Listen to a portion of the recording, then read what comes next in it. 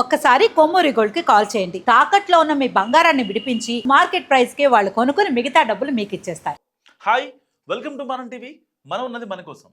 ఒడిశాలో కంధమాల్ ఏరియాలో మరొకసారి మావోయిస్టులని ఎన్కౌంటర్ చేశారు. భద్రతా బలగాలకి, డిఆర్జీ బలగాలకి, ఇటు ఆక్టోపస్ దళాలు ఇంకా గ్రే హౌండ్స్ దళాలు చేసిన కూంబింగ్లో దాదాపుగా 10 మంది మావోయిస్టులు దొరికారు. 6 మావోయిస్టులు ఎన్కౌంటర్లో చనిపోయారు. అండ్ రిమైనింగ్ 4 మావోయిస్టులు ఎవరైతే పారిపోయారో వాళ్ళల్లో అగ్రనేతలు ఉన్నారు.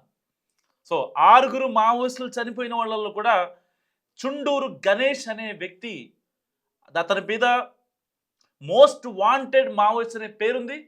1,10,00,000 రూపాయల నజరానా కూడా ప్రకటించారు. సో అలాంటి మావోయిస్ట్ని డిఆర్జీ బలగాలు చాలా చాకచక్యంగా పట్టుకొని స్పాట్లోనే చంపేశాయి. కానీ ఎవరైతే 4 మావోయిస్టులు పారిపోయారో వాళ్ళు మాత్రం చాలా పెద్ద పెద్ద తలకాయలు. సో నిజంగా దేవ్జీ అక్కడే తలదాచుకున్నాడని చెప్పి చాలా రోజుల నుంచి న్యూస్లు మనం వింటూ ఉన్నాం. ఇలాంటి వార్తలతో సో ఇప్పుడు దేవ్జీ బతికే ఉన్నాడు అంటే, మొన్నటిదాకా చనిపోయారు దేవ్జీ, రాజిరెడ్డి కూడా ఇక లేడు, వాళ్ళు అడవుల్లో ఉన్నారు. సో ఇలాంటివి మనం వార్తలు వింటూ వచ్చాం.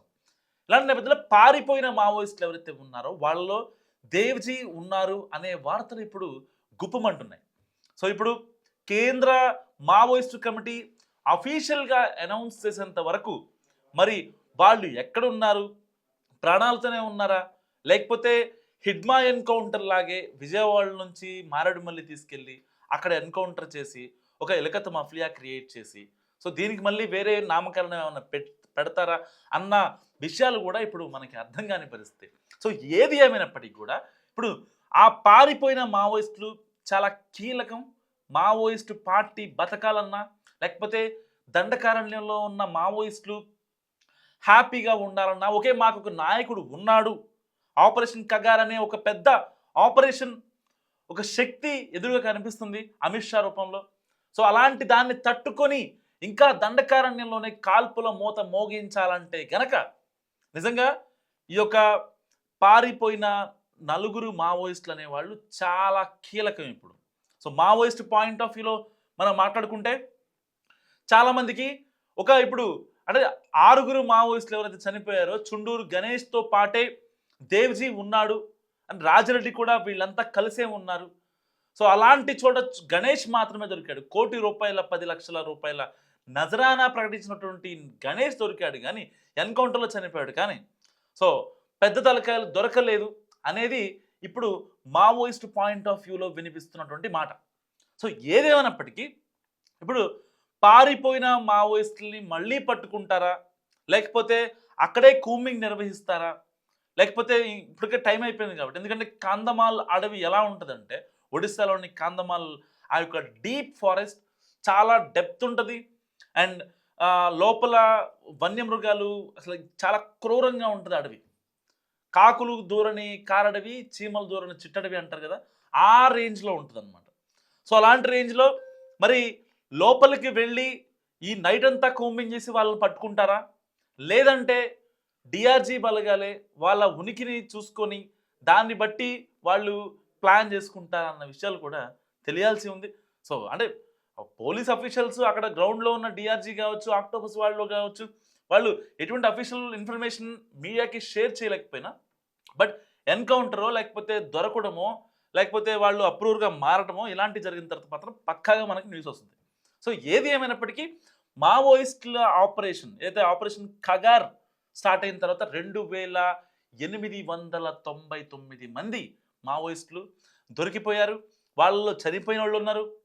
అండ్ పోలీసులు ఒక చిన్న మఫ్టీలో వెళ్ళి వాళ్ళని పట్టుకొని వాళ్ళని విజయవాడ లాంటి ప్రాంతాల నుంచి మళ్ళీ మారడం మీద తీసుకెళ్ళి లైక్ హిడ్మా ఎన్కౌంటర్ కావచ్చు, వాళ్ళ భార్యని ఎన్కౌంటర్ చేయడం కావచ్చు. అంటే ఇలాంటి డౌట్స్ చాలామంది సామాన్యుల్లో మనకి వినిపిస్తున్నటువంటి డౌట్స్ అనమాట. అంటే ఒకవేళ లైక్ మీడియా వాళ్ళు ఇట్లా నాలాంటి వాళ్ళు మీలాంటి వాళ్ళు ఇంకెవరన్నా మావోయిస్టులకు సపోర్ట్ చేస్తే ఒక మాట మాట్లాడితే మళ్ళీ మన మీద అర్బన్ నక్సలైట్ అనే పదాన్ని కూడా మన మీద విస్తున్న పరిస్థితి. సో అంటే ఇక్కడ వార్తలాగే మనం మాట్లాడుకోవాలి కాబట్టి కొన్ని విషయాలు మీకు నేను యాజ్ ఇట్ ఈస్గా చెప్పగలుగుతున్నా. సో ఏదేమైనప్పటికీ పారిపోయిన మావోయిస్టులో దేవ్జీ అండ్ రాజిరెడ్డి వీళ్ళిద్దరు ఉన్నారన్నది వాస్తవంగానే తెలుస్తుంది. ఎందుకంటే చుండూరు గణేష్తో పాటు ఏదైతే ₹1,00,00,000 10,00,000 నజరాన ప్రకటించినటువంటి Maoist, the most wanted Maoist అక్కడే ఉన్నారు అంటే, సో ఒడిస్సా కంధమాల్ జిల్లాలోనే ఆ దండకారణ్యంలోనే దేవ్జీ కూడా ఉన్నాడు అనేది ఇప్పుడు అంటే టెక్నికల్గా కొన్ని డాట్స్ కనెక్ట్ చేసుకుంటే మనకి తెలుస్తున్నటువంటి వాస్తవాలు. సో ఇలాంటి నేపథ్యంలో దేవ్జీ రాజిరెడ్డి ఉంటే గనక మరి వాళ్ళ అలజడికి కాల్పుల మోత మోగుతుందా? లేకపోతే రీసెంట్‌గా దేవ్జీ పెట్టినటువంటి ఆంక్షలు, కేంద్ర ప్రభుత్వానికి పెట్టినటువంటి ఆంక్షలు ఏవైతే ఉన్నాయో వాటికి కట్టుబడి ఉంటారా? లేదంటే లైక్ ఆదివాసీలకి కొన్ని సౌకర్యాలు కావచ్చు, మావోయిస్టులని విడుదల చేయడం కావచ్చు, ఇలాంటి వాటికి కట్టుబడి ఉంటారా? లేదా లేదంటే కాల్పులకు తెగబడతారా? ఎవరైతే డిఆర్‌జీ కావచ్చు, ఆక్టోపస్ కావచ్చు, గ్రేహౌండ్స్ వాళ్ళు కావచ్చు, వీళ్ళు కూంబింగ్ నిర్వహిస్తూ ఉన్నారు. సో వాళ్ళ మీద తెగబడే అవకాశం ఉందా? మీరేమనుకుంటారు? మస్ట్ కామెంట్ చేయండి. చూస్తూనే ఉండండి మనం టీవీ.